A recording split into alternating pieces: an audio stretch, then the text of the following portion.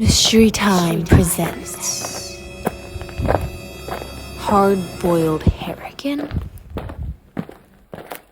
Tonight's episode, Keeping Out of Trouble.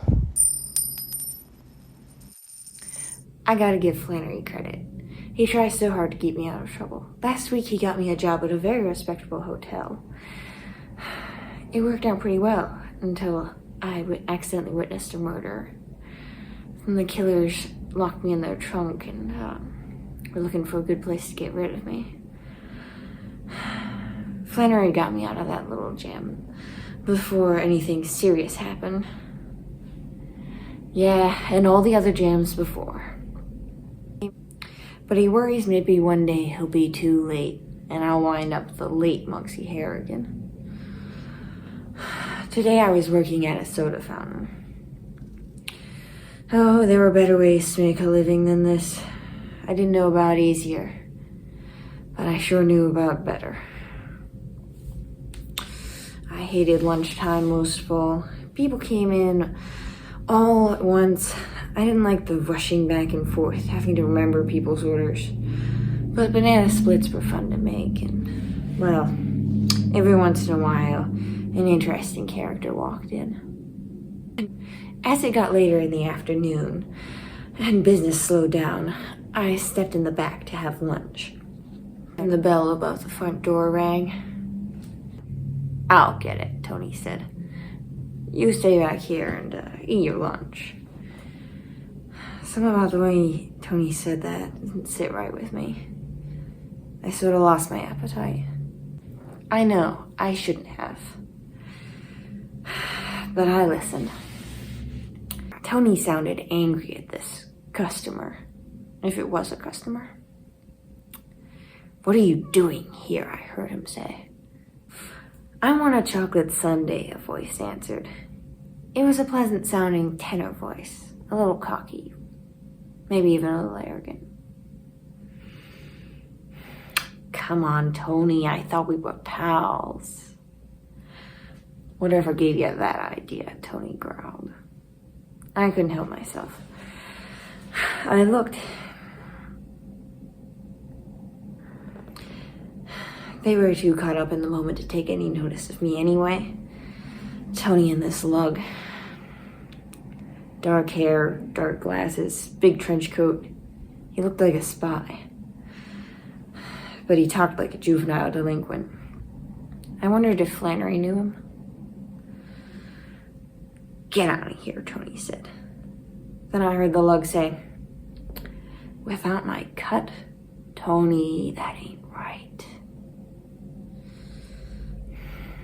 All I could do was agree. Something sure wasn't right here. I pulled my face from view in case either of them looked my way.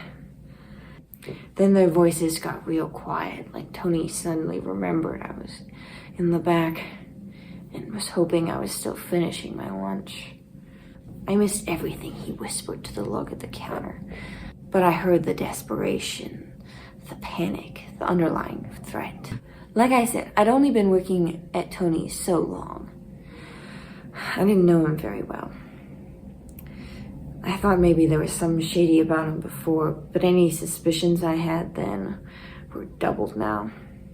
Suddenly I heard the lug yell, "Why, you dirty double-crosser, you..." But the rest of his sentence was cut off by what could have been a car backfiring. But it wasn't. I couldn't help it. I ran out to see what happened. I saw Tony still behind the counter, wide-eyed and gun smoking. The lug was on the floor and he didn't look so healthy. Tony looked at me. He tried to hold me up. I panicked. "I think he's dead. We better call the police." "That's terrible," I said, trying to play dumb but just looking stupid for it. The look on my face must have told Tony I knew more than he was telling me. Then I saw an arm move, though, and the lug groaned. "Looks like he's still alive," I observed. Now Tony groaned. "That's too bad," he said. and he looked from the lug on the floor to me, then pocketed his gun. "Help me take him in the back," he said. I said, "I guess we're not calling the cops then." The lug was heavier than he looked. I wasn't really much help, but then again, I wasn't trying to be. I wanted to stall. I was hoping maybe someone would come along and see us, but no one did.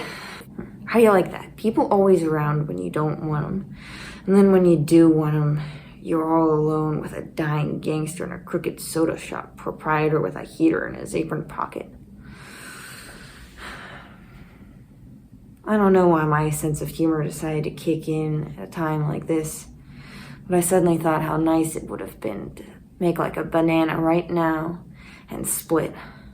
Tony cleaned up the place pretty well. He had me help, of course, but again, I tried to stall. He was still finishing mopping the floor when a customer walked in. A familiar customer to me by the name of O'Reilly. Tall, stick-like fellow with a carrot nose and big brown eyes. But all I saw at that moment was his shiny badge and the gun in his holster. "Hello, Muggsy," he called to me. Tony gave me a sharp look. I said, "Hi, O'Reilly." And if I didn't sound nervous, then I don't know what nervous is. O'Reilly continued. "Flannery told me this was your new place of work, so I thought I'd stop by and wet my whistle before I had to get back on the beat." "Oh, that's nice. What do you have?" I said. "A root beer," he said. "I'm on duty, you know." I chuckled. "Been keeping out of trouble, Muggsy?" he grinned. "You say that as if I look for trouble," I said. "And honestly, I don't. It just sneaks up on me the worst times." Tony was finished mopping and behind the counter right next to me awful quick. I didn't say anything more as I poured a root beer. I thought about all the little clues people drop in movies, the desperate damsel in distress. Sometimes they think up real clever things. But I don't know what kind of clue I was hoping for. What possibly could have given me an idea, or what flashed through my mind at that moment. But I dropped a pickle into O'Reilly's glass. Yes, a pickle. I slipped it right in while Tony's focus was on the cup. "Here you go," I said. O'Reilly, being the O'Reilly I've known for the past decade, took a long, deep swig before noticing the little green thing floating in his drink. "Hey, Muggsy, there's a pickle in my root beer." I slapped my hand to my forehead. "Oh my, how did that get there?" Tony looked at me. Oh, I didn't like that look. "That was pretty clumsy," he said. To O'Reilly, he said, "Here, I'll get you another, on the house." "Thanks," O'Reilly said, "but I've got to get back on my beat. Muggsy, you should be more careful. Well, goodbye." Oh, it was hard to tell whether or not that dope had caught on or not. He was a great guy, but not the brightest boy on the beat. Tony glared at me, taking my wrists in a tight, squeezing hold. He said, "What was with that pickle?" I said, "It was a simple mistake, an accident." But like a big-time producer for Metro-Goldwyn-Mayer, he wasn't about to buy that corny line. If you don't want to end up like Donnie in the other room, then you'll have to do better than you've been doing. So the lug had a name, huh? I thought. Didn't ring a bell to me, but almost anything rang a bell for Flannery. Oh, an hour or two goes by. Customers come in and they go out. I haven't said anything to anyone outside asking their order. Tony's in the back, but like I know well now, You can drop a lot of eaves pretty easy from back there. He heard everything that went on from back there. He wasn't stupid enough to let me get away with hand signals or note slipping. He never stayed back there too long. I'll tell you what, time keeps flying like this and the suspense will reach a boiling point. Tony was waiting for closing time, I realize that now. If he closed early, he'd get unwanted suspicion. Well, then another copper walks in, plainclothesman. It wasn't Flannery, but it was almost just as good. Carney was his name. Older than moss on a tombstone, Carney, but keener than ever. I smiled. Hello. I kept my voice casual this time. But when he too ordered a root beer, I did the same thing. I put a pickle in it. He'd said real quiet like, "Ah, yes, I heard O'Reilly was here earlier." And that brought the pickle back to my mind. So I just did it again. Carney looked down into his glass. There was a grave look in his eyes when he'd seen what I'd done. He took his drink, pickle and all, and went and sat down at a table. Not the nearest table either, but a table near the window instead. Within 2 minutes, Flannery and the whole gang had swept in like a tidal wave. They grabbed Tony before he got a chance to run. It didn't take him long to find Donnie in the back either, trussed up and gagged and semi-conscious. Well, they took him to a hospital and Tony to a cell downtown. Flannery and Carney stayed behind, though. "Keeping out of trouble, I see," Flannery said.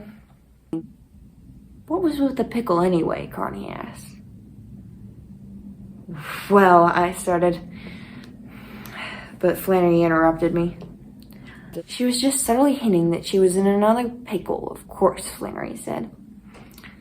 I said, "Yeah, that's it."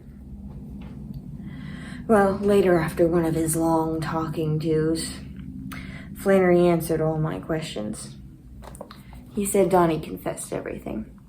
Apparently, Tony had been casing the nearest jewelers from the roof of the soda shop, and then hired Danny to steal the goods. But like a lot of others, Tony made the mistake of getting greedy and decided not to give him a cut. It was only natural that Donnie should come back for his share. He planned to get tough, but Tony was faster with the trigger. Well, that wraps up another story of how I lost another job.